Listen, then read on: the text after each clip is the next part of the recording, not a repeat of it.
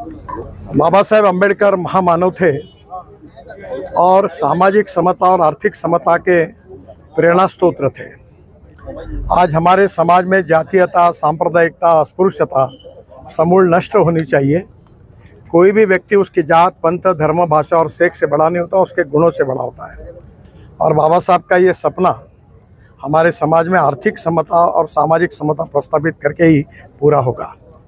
वो संविधान के निर्माते थे और संविधान जो है वो हम सब के लिए बहुत ही आत्मा जैसा प्रिय है।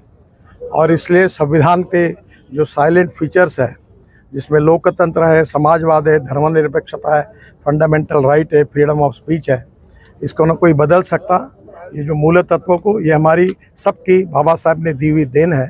और निश्चित रूप से मुझे विश्वास है की राष्ट्र के निर्माण में बाबा साहेब हमें सतत प्रेरणा देते रहे। आज बाबासाहेबांच्या जयंतीनिमित्त भाजपचा जाहीरनामा तुम्ही हा प्रश्न इथे विचारू नका, इथे राजकारणाचा प्रश्न विचारू नका आणि आम्हाला बोलायचं पण नाही।